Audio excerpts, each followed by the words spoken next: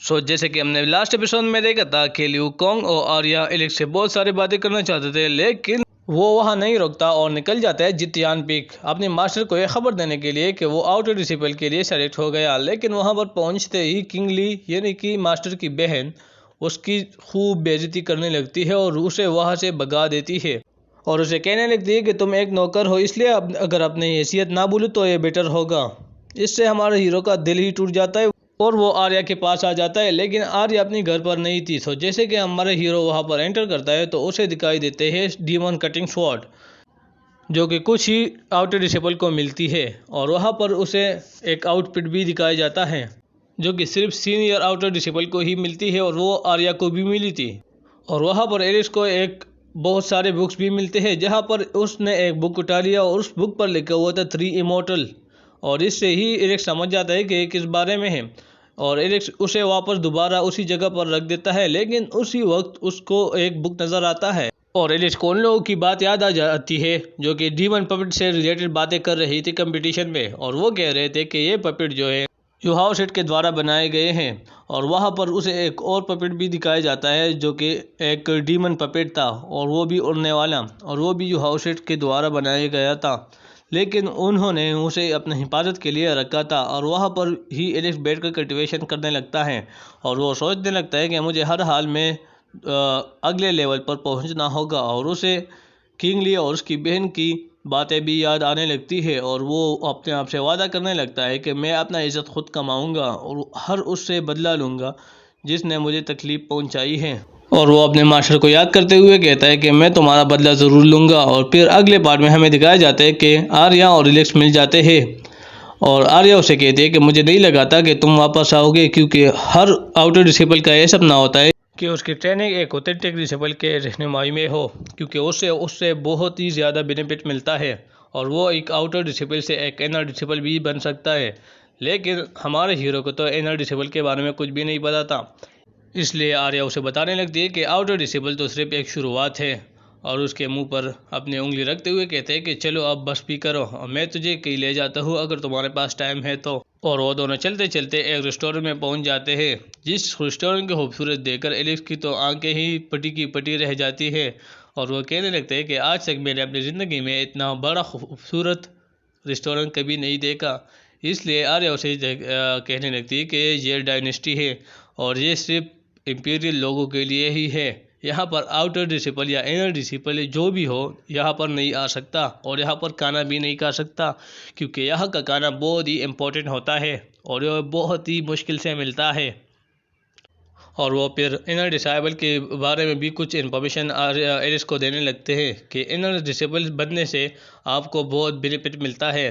आपको तो बेनिफिट मिलता ही मिलता है, लेकिन आपकी फैमिली को भी एक हाई रिपोर्टेशन और बहुत ही ज़्यादा बेनिफिट मिलता है। फैमिली के बारे में सुनकर एलेक्स बहुत ही ज़्यादा उदास हो जाता है, लेकिन आर्या उसे कह दी क्या मैंने कुछ गलत कहा।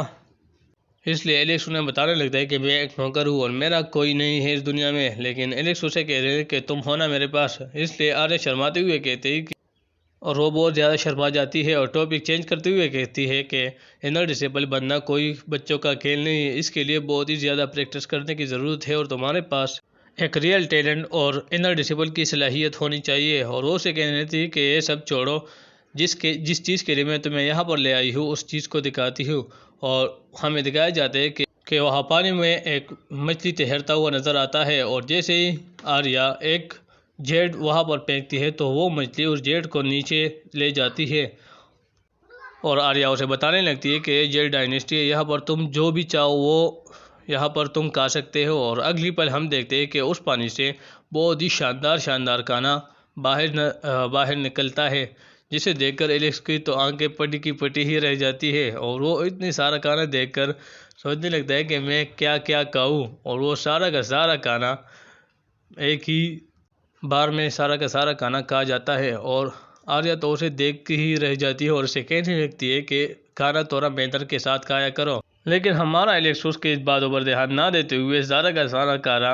एकदम में ही चाट ले जाता है और उस आर्या के लिए कुछ भी नहीं बचता। इसलिए आर्या उस पर बहुत ही ज़्यादा भड़क जाती है और तभी हम देखते हैं कि वहाँ पर लिu कॉन्ग भी आ गया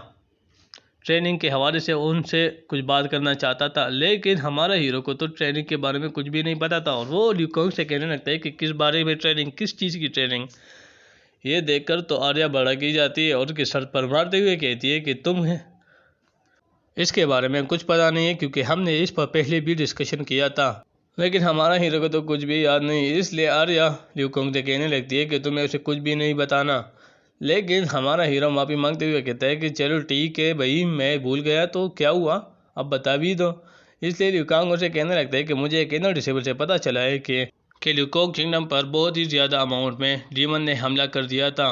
और हमारे सेट से उन्होंने मदद भी मांगी है और हमारे सेट की तरफ से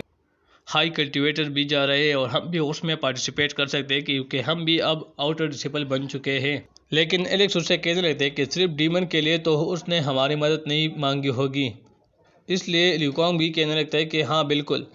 उनके पीछे इवल सेट के बंदे हैं जो कि हमारे पुराने दुश्मन हैं और उसने हमारी युहाव सेट पर भी बहुत ही ज़्यादा बार हमला किया था, इसलिए हमें वो चाहिए और हमें उसको ख़त्म करना होगा और इसलिए ही हमारे सेट से मदद मांगी गई है। और ल्यू कांग उसे ये भी कहने लगता है कि अगर इस बार हमने इवल सेट के बंदों को ख़त्म कर दिया तो हम इनर डिसेबल भी बन सकते हैं, और अगर तुम एक बार इनर डिसेबल बन गए तो फिर तुम्हें ऑथेंटिक डिसेबल बनने से भी कोई नहीं रोक सकता और अगले 10 सालों में तुम ऑथेंटिक डिसेबल भी बन सकते हो। और अगर तुम ऑथेंटिक डिसेबल बन गए तो फिर तुम्हारे पास बहुत ही ज़्यादा ताकत होगा और तुम्हें कोई भी हरा नहीं पाएगा। और अगर तुम एक बार ऑथेंटिक डिसेबल बन गए तो फिर तुम एक नौकर नहीं रहोगे बल्कि अपनी मर्ज़ी के मालिक होगे